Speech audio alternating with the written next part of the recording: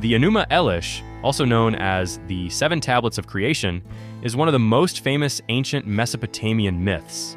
Written on 7 clay tablets in cuneiform script, it tells the Babylonian story of how the universe was formed, as learned by the Babylonians from older Mesopotamian creation texts. It tells how the gods came to power and how humanity was created. The title itself, Enuma Elish, comes from the first phrase of the text, meaning "when on high." This phrase sets the stage for a tale of cosmic struggle between chaos and order, a story that has fascinated and inspired both Babylonians and scholars alike. So sit back and relax as we take you on a journey to a time before time itself.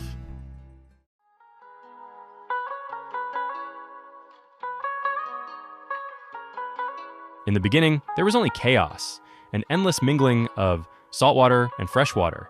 Tiamat, the goddess of saltwater, embodied the nurturing potential of life. Apsu, the god of freshwater, represented order and tranquility. Together, they created the balance from which all existence would emerge. From their union came the first generation of gods, Lamu and Lahamu, shapeless forms of silt. Then there was Anshar and Kishar, the horizons that defined heaven and earth. And finally, Ea, the clever god of wisdom and magic. The younger gods were vibrant and full of energy, but with their creation came sound, a ceaseless noise that echoed across the cosmos. Their clamor disrupts my peace, Tiamat.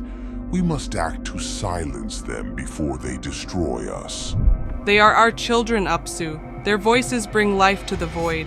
Must we destroy them so soon?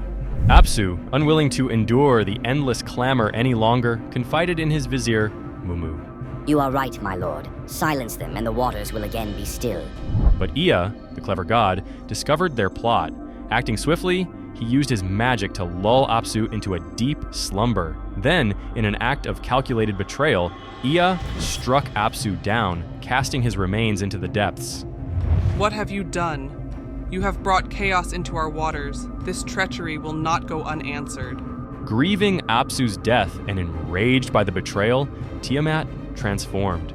No longer a nurturing mother, she became chaos incarnate, a colossal, serpentine dragon whose fiery gaze and thunderous voice shook the heavens. From her fury, she gave birth to an army of monstrous beings, serpents with venomous fangs, fire-breathing dragons, and storm demons capable of unmaking the universe. Each creature was an embodiment of chaos, designed to tear down the order imposed by the younger gods. Tiamat chose Kingu, her new consort, to lead this army. She bestowed upon him the Tablet of Destinies, a powerful artifact granting absolute control over the cosmos. Take this tablet, Kingu, and lead my vengeance. Restore balance to the waters they have disturbed. With this power, the gods will tremble before us, Tiamat. The younger gods, paralyzed by fear, turned to Anshar, the elder god of the horizon. Tiamat's wrath cannot be calmed. Only a champion of unparalleled strength can face her. Then, from the ranks of the younger gods, Marduk emerged. The storm god, with mastery over winds and thunder, offered his aid, but only on one condition. If I defeat Tiamat, I will rule the cosmos. Supreme authority over the gods must be mine. The gods, desperate, agreed.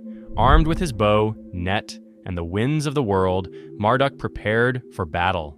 The battle was cosmic in scale. Tiamat's serpentine form rose from the waters, her roar echoing across the heavens. You dare challenge me, child? I will devour you and all your kin. Chaos ends today, Tiamat. Order shall rise from your destruction. Marduk summoned the winds, surrounding Tiamat in a vortex she could not escape. As she thrashed, he cast his net, binding her monstrous form. Then, with a single shot from his bow, he pierced her heart. From Tiamat's remains, Marduk crafted the heavens and earth. He split her body in two, separating the waters above from the waters below. Her upper half became the vault of the sky, holding back the celestial waters, while her lower half formed the earth. Her ribs became the frame of the heavens, her eyes the rivers, and her tail the foundation of mountains. Chaos was transformed into the ordered cosmos. The cosmos is born anew. Order shall reign under my rule. With Tiamat defeated and the cosmos shaped, the gods turned to Marduk with one final request: the creation of mankind. The gods, weary from their labor, wished for beings who could serve them and take on the burdens of maintaining the world. Marduk, ever resourceful, devised a plan. He declared that humanity would be formed from the blood of Kingu, Tiamat's defeated general, mixed with clay. Kingu, who had carried the Tablet of Destinies and led Tiamat's monstrous army, now symbolized rebellion and chaos. From Kingu's blood, I shall create humanity. They will toil for us and uphold the order we have forged. The gods agreed, and Kingu was executed. His divine blood was mingled with clay, forming the first humans. These beings, born of chaos and earth, were bound to their creators as servants. Their role was clear: to labor for the gods, build their temples, and offer sacrifices in their honor.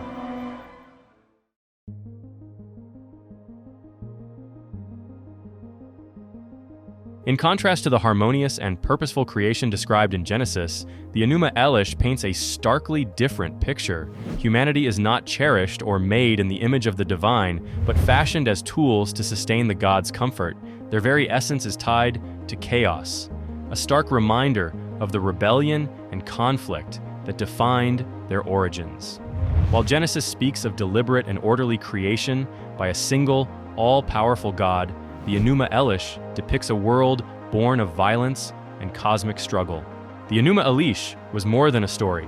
It was a declaration of Babylonian supremacy and a justification for Marduk's place as the head of the pantheon. Through this epic, the Babylonians affirmed their worldview, that chaos must always bow to order. But it is important to recognize that this is not the same story as Genesis 1. If anything, the Enuma Elish would function more as a mythological prequel to Genesis rather than the original source material. Creation in the Enuma Elish is almost an afterthought, an outcome of divine conflict, whereas in Genesis, creation itself is the central narrative, emphasizing purpose, order, and humanity's unique relationship with the Creator. What do you think? Are myths like these echoes of deeper truths or simply reflections of their cultures? Share your thoughts below and subscribe for more mythological journeys.